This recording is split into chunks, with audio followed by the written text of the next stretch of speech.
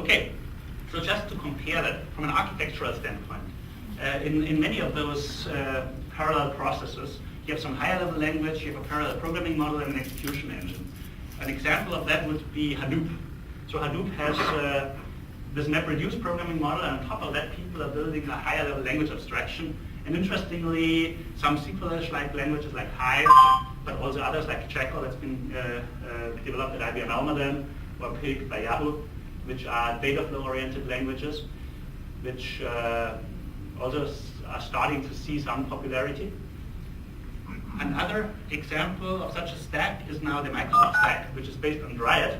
And on top of that, they have either Dryad Link or Scope as execution languages. So the difference between Hadoop and Dryad is Hadoop is a very hardwired model that's targeted towards map and reduce, basically having this map operation on a key value data model and the reduce operation. Dryad is a much more flexible parallelization engine that's based on a graph model of pipelines that pass between operations.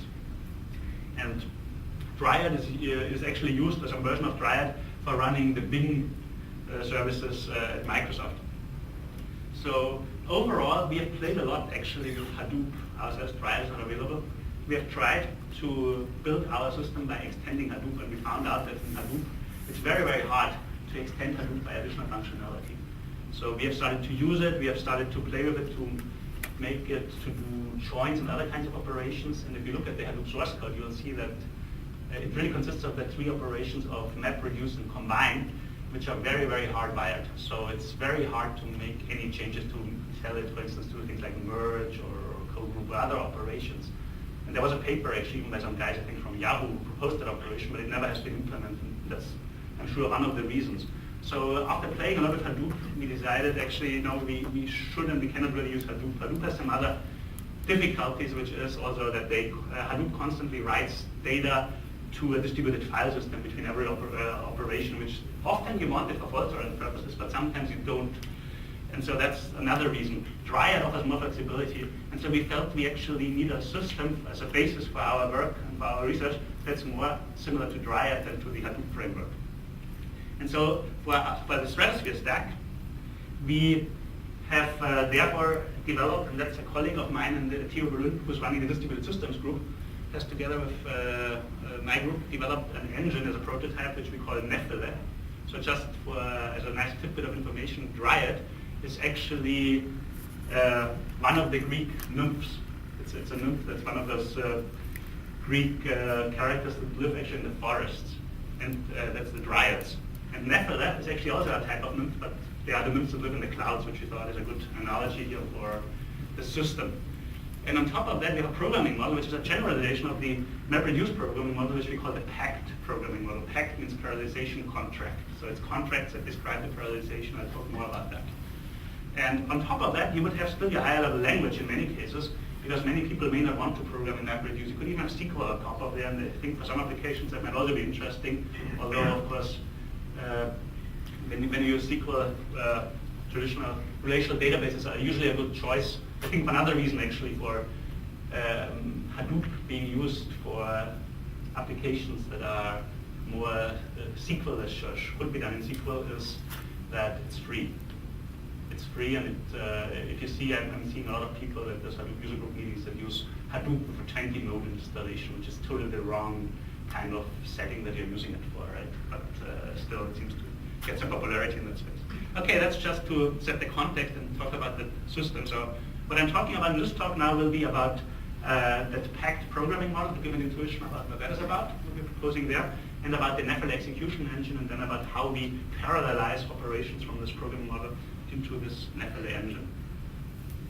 So Stratosphere in a nutshell is, on the one hand, this programming model, which consists of parallelization contracts, which really are declarative definition of the data parallelisms through second-order functions. Because one thing that's interesting, if you think about map and reduce are nothing else than second-order functions in a functional programming language.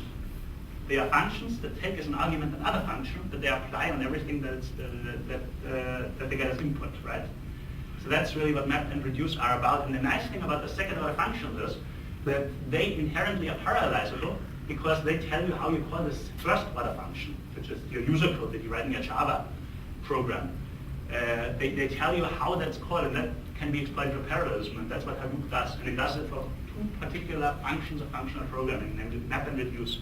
But there's more functions that are more useful for other applications, so that's the generalization here. There's nothing, well, not really a lot of new stuff here, so people in the functional programming community would actually know a lot of that stuff. The only big difference here is that we are now targeting not compute-intensive operations, but data-intensive operations, so focusing on the data flow, whereas functional programming and parallelization of functional programs in the past has more focused on data or compute-intensive operations. So I said that's really the specification, so using the second-order functions. And we are using that on an execution engine, which is very much motivated or inspired by Dryad. So it's a Dryad-style execution engine, if you know that word from Microsoft, which evaluates data flow graphs in parallel, where the data is read from a distributed file system, and it has a flexible engine for specifying complex jobs with dependencies and stages. It also adds the fault tolerance that's needed for doing the massive scale out.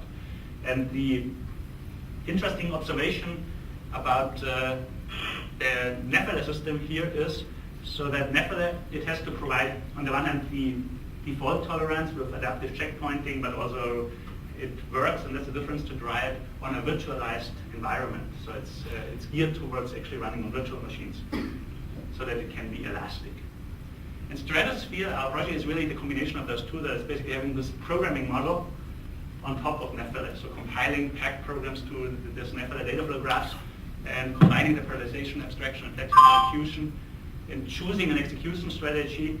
So by exploiting the optimization potential that that this declarative programming model gives us.